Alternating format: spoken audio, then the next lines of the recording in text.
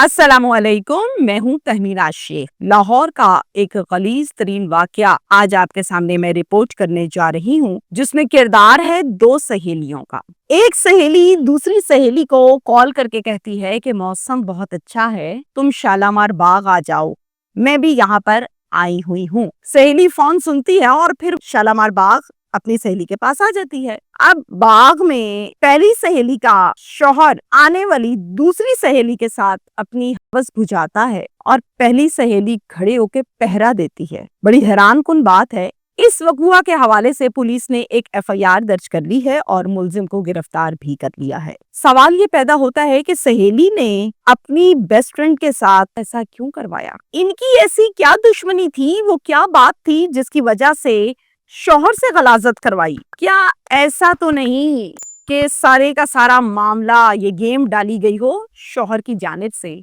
और वो मजबूर करता हो अपनी बीवी को कि ये काम करो और उसने किया हो? ये जानना भी बहुत जरूरी है। इस केस में तमाम डिटेल्स मैं आपके साथ शेयर करूंगी। ये लाहौर का अफसोसनाक वाकया है और लाहौर का इलाका है जनाब आखिरी मिड स्टॉप, जहाँ पर ये लोग रहते हैं। घर के सरबराह का नाम है इल्ताफ हुसैन, इनकी बीवी है रुखसाना और इनकी जो बेटी है वो हमारे आज के केस में सहेली है। सही नाम मैं आपसे नहीं शेयर करूंगी, शिनाख्त में नहीं करवाऊंगी।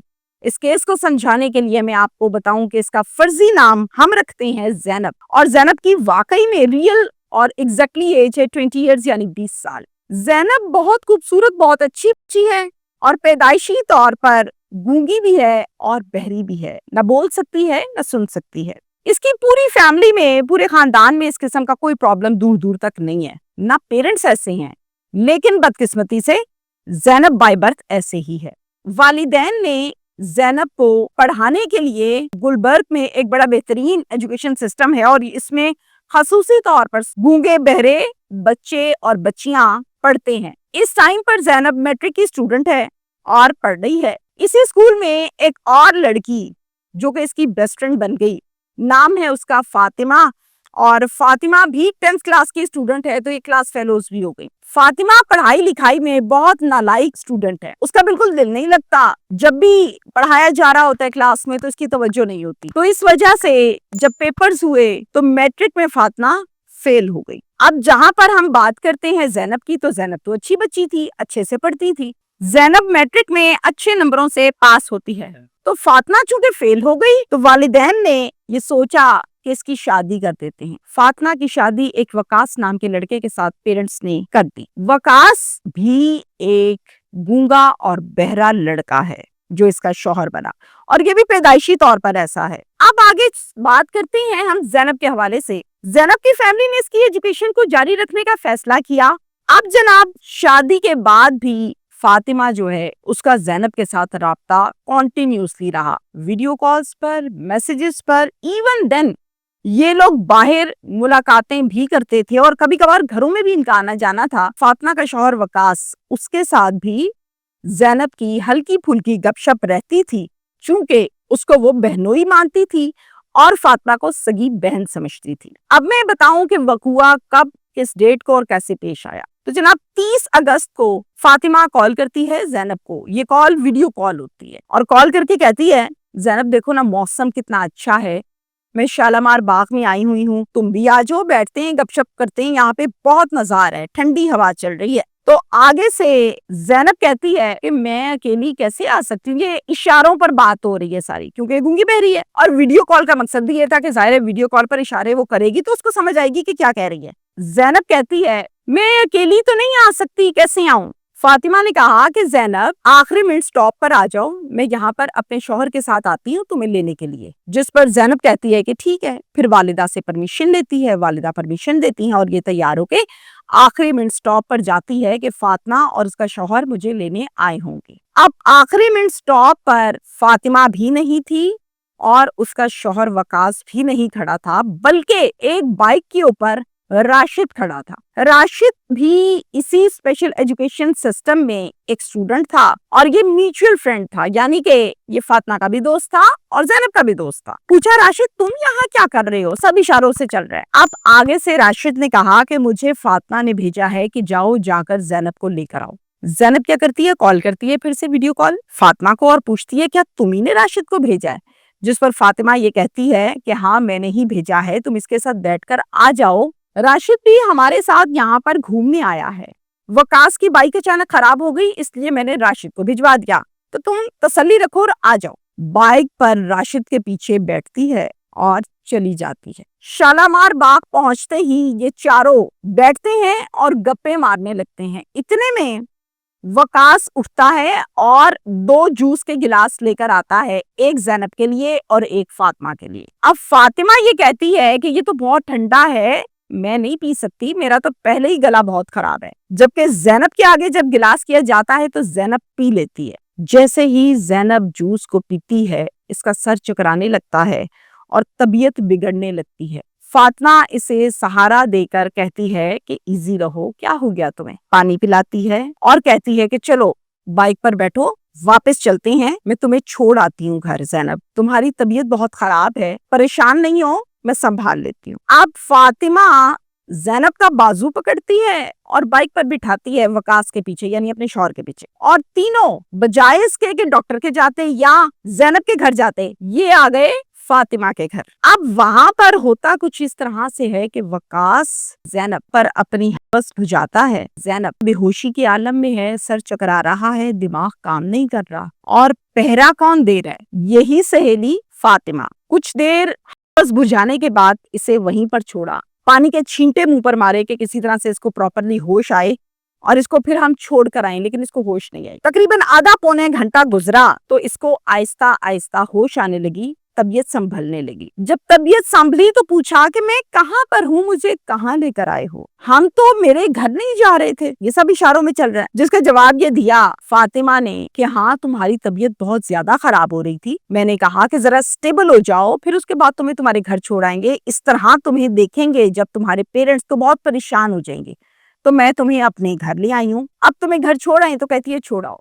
ये फिर से वकास के पीछे बैठी बाइक के ऊपर और फिर इसको वकास इसके घर छोड़ आया। वालिदा ने पूछा फोन कहाँ है? मैं फोन कर रही थी, तुम फोन क्यों नहीं सुन रही थी? जिस पर ज़ैनब ने फौरन से बैग से मोबाइल निकाला तो देखा कि मोबाइल तो पावर्ड ऑफ पड़ा है। जिस पर बताया कि माँ मोबाइल पावर्ड ऑफ है, मेरी तबीयत खराब हो गई थी। अब यहाँ पर माँ पूछती है क्या हो गया था, तबीयत खराब हो गई? कहने लगी कि चकरा रही थी, अब तो मुझे शदीद दर्द भी हो रहा है, और बकायदा पॉइंट आउट करती है कि मुझे यहाँ दर्द हो रहा है। अब माँ जो होती है ना, वो तजुर्बाकार होती है, उसकी उम्र होती है, उसके पास तजुर्बा होता है, वो कहती है यहाँ दर्द हो रहा है? फिर से पूछती है कहाँ दर्द हो रहा है? फिर बताती है ज़ैनब कि मुझे यहाँ दर्द हो रहा है। माँ की एक बहन है जो कि नर्स है, अपनी बहन को फोन करके कहती हैं ज़ैनब बता रही है कि उसके इस जगह पर शदीद तकलीफ हो रही है, गई तो अच्छी खासी थी, कोई पेन नहीं थी, वहां बेहोश हो गई है, आई है तो कहती है दर्द हो रही है मुझे। तो तुम ऐसा करो, तुम आ जाओ जरा घर और आकर चेक कर लो अपनी भांजी को, मसला क्या है। नर्स बहन फौरन से आती है और आकर चेक करती है ज़ैनब को, कहती है बाजी इसके साथ तो की गई है, इसीलिए शदीद तकलीफ है इसे। माँ रोने धोने लग जाती है, परेशान हो जाती है कि ये क्या हो गया भाई। खैर हौसला करके पुलिस स्टेशन चले जाते हैं, बागबानपुरा। एसएचओ को जाके सारी बात जब तफसील के साथ बताते हैं तो पुलिस बाकायदा तौर पर बागबानपुरा की एक पर्चा दर्ज करती है। ये पर्चा जाति का पर्चा होता है, नामजद पर्चा होता है और मुद्दइया वालिदा बनती है। नामजद मुल्जिमान है इसमें फातिमा सहेली, वकास शौहर और राशिद म्यूचुअल फ्रेंड। पुलिस पहली रेड करती है राशिद के घर पर और राशिद को गिरफ्तार कर लेती है। फातिमा और वकास ये बहुत चालाक हैं, इनको अंदर ही अंदर किसी के जरिए से खबर मिल जाती है कि रेड पड़ी है राशिद के घर पर पर्चे में जाति के, और राशिद को पुलिस पकड़ के ले गई है। ये दोनों क्या करते हैं, फौरन अपने मोबाइल को पावर्ड ऑफ किया, घर के बाहर मारे 2 ताले और दोनों मौके से फरार हो गए ताकि हम पकड़े ना जाएं। ज़ैनब ने इशारों की ज़बान में मीडिया को स्टेटमेंट दी है, कहती है मेरा असल मुल्जिम वकास है, मेरी असल मुल्जिमा फातिमा है, मेरी सहेली। राशिद का किरदार सिर्फ और सिर्फ सहूलतकार का था। केस हमारा यहाँ तक है और सवाल मेरा यहाँ पर ये है कि आखिर बात ऐसी कौन सी थी जिसके ऊपर सहेली ने बाकायदा तौर पर खड़े होकर पहरा दिया। कोई छोटी बात नहीं है। हाँ पहरा देते हैं डाकू, डकैत, चोर या नेगेटिव माइंड के लोग, सहेलियां पहरा नहीं देती और फिर करवा रही है अपने शौहर से। तो यहाँ पर बहुत से सवाल जन्म लेते हैं जिनके जवाबात अभी सामने नहीं आए। नंबर 1, ایسی کیا رنجش تھی سہیلی کی؟ ہو سکتا ہے کہ شوہر نے یہ سب کچھ کروایا ہو اپنی بیگم سے، اپنی بیوی سے. کیا اس کی نظر تو نہیں تھی سہیلی پر؟ کیا اس کا دل تو نہیں آیا ہوا تھا؟ کیا اپنی بیوی کو مجبور کرتا رہا کہ جاؤ اور اپنی سہیلی لے کر آؤ، اور پھر بیوی نے یہ سب کچھ کیا جو میں نے آپ کو ڈیٹیل کے ساتھ بتایا؟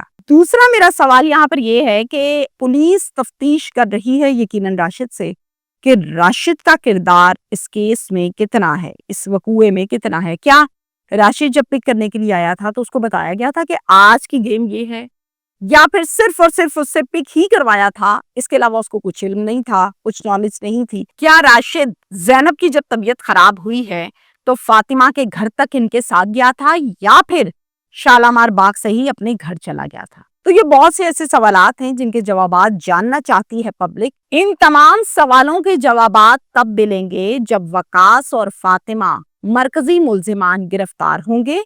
پولیس کرے گی اپنی تفتیش، اور تفتیش پولیس نے کرنی ہے. ہم انتظار کرتے ہیں کہ آخر یہ کیس کہاں کو بیٹھے گا. زینب ایک ذہین اور اچھی اسٹوڈنٹ ہے. قدرت خدا کی گونگی اور بہری ہونے کے باوجود بہت خوبصورت بھی ہے اور اچھی لائک اسٹوڈنٹ ہے. والدین بھی سپورٹیو ہیں، جنہوں نے میٹرک بھی کروایا اور پھر آگے اس کو پڑھانا بھی چاہتے ہیں، جس کے لیے تقاضا بھی جاری ہے. عمومی طور پر ہمارے معاشرے کا یہ کانسیپٹ ہے کہ اگر کسی کے گھر کوئی معذور بچہ پیدا ہو جائے، لڑکا ہو یا لڑکی، اس کو شروع سے نیگلیکٹ کیا جاتا ہے، اسے بوجھ سمجھا جاتا ہے. اس کے لیے پیرنٹس اس طرح سے محنت نہیں کرتے، اس طرح سے اس پر انویسٹ نہیں کرتے پیسے، کہ یہ تو ہے ہی معذور، اس کی خیر ہے، اس کو کیا کرنا ہے، کتنا کر لیں گے، اس سے کون شادی کرے گا، کتنا پڑھ لے گا. لیکن اس کیس کی جب ہم بات کرتے ہیں تو والدہ یہ کہتی ہیں کہ میں نے بہت محنت کی اپنی زینب پر. زینب بائی برتھ نہ بول سکتی تھی نہ سن سکتی تھی. میں نے اس معذوری کو آڑے نہیں آنے دیا. اس کے باوجود میں نے اپنی بیٹی کی تعلیم کو جاری رکھا اور اس کو باقاعدہ پڑھایا، کیونکہ میں یہ چاہتی تھی کہ زینب پڑھ لکھ کر اپنے پاؤں پر کھڑی ہو، کسی پر ڈیپینڈ نہ کرے، چونکہ پہلے ہی پیدائشی طور پر یہ معذور ہے. تو تمام وہ پیرنٹس جن کے گھروں میں معذور بچے بائی برتھ پیدا ہوتے ہیں، بہت سے ایسے لوگ ہیں ان کو پتہ ہی نہیں ہوتا کہ معذور بچوں کو پڑھانا ہے یا نہیں پڑھانا. وہ صرف اور صرف کو سنبھال کے مٹلی طور پہ سک ہو جاتے ہیں کہ کون اس کو سنبھالے، کہاں تک سنبھالیں. لیکن ایسا نہیں ہے، دور بدل چکا ہے.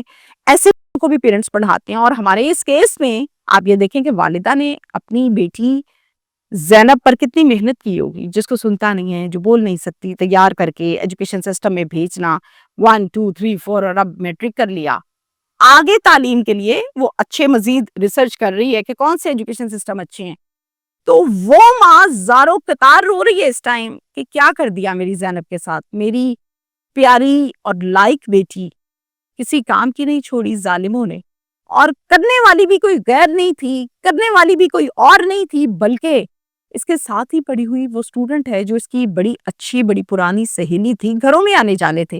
ہم اکثر اوقات یہ دیکھتے ہیں کہ آج کل کے معاشرے میں یہ کہتے ہیں جی بچیوں کو اویئرنیس ہونی چاہیے، پتہ ہونا چاہیے، انڈیپینڈنٹ ہونا چاہیے. جو فرینڈز ہوتی ہیں، جو سہیلیاں ہوتی ہیں نا، سہیلیاں سہیلیوں کے گھروں میں اکیلے جاتی ہیں، برتھ ڈے پارٹیز میں جاتی ہیں، گپ شپ مارنے جاتی ہیں. تو جانا چاہیے، ٹھیک ہے، لیکن پیرنٹس کی موجودگی میں. ہمیشہ غلط کام کا آغاز تب ہوتا ہے جب نا سمجھ لڑکا یا لڑکی تنہائی کا شکار ہوتے ہیں، اکیلے ہوتے ہیں، دونوں کو عقل نہیں ہوتی.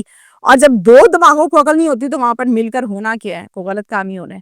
جب ماں پاس بیٹھی ہوگی، کوئی بڑا پاس بیٹھا ہوگا گارڈین، تو پھر بچہ بہکتا نہیں ہے، خراب نہیں ہوتا، غلطی نہیں کرتا. تو پیرنٹس ساتھ لے کر جائیں، ساتھ لے کر آئیں، تاکہ اس قسم کے مسائل نہ ہو. اور خصوصی طور پر جیسے کہ زینب ہے، معذور ہے، اب وہ جو بھی مسئلے مسائل ایک عام بندے کی یا عام بندی کی نسبت، عام لڑکا یا عام لڑکی کی نسبت اس طرح سے نہ شعور کر سکتی ہے، نہ بتا سکتی ہے، نہ اس کی بات سب کو اس طرح سے سمجھ آئے گی. اس کی بات اس کی والدہ اس طرح سے سمجھ سکتی ہے، سہیلی سمجھ سکتی ہے، یا پھر وہ ایجوکیشن سسٹم والے سمجھ سکتے ہیں. مجھے بھی آ کے اگر وہ اپنی اشاروں سے بات بتائے گی تو مجھے بھی اس طرح سے کلیئرلی طور پہ سمجھ نہیں آئے گی، مجھے بھی 4 5 دفعہ سننا پڑے گا. تو یہ تو زیادہ توجہ کے حقدار ہوتے ہیں.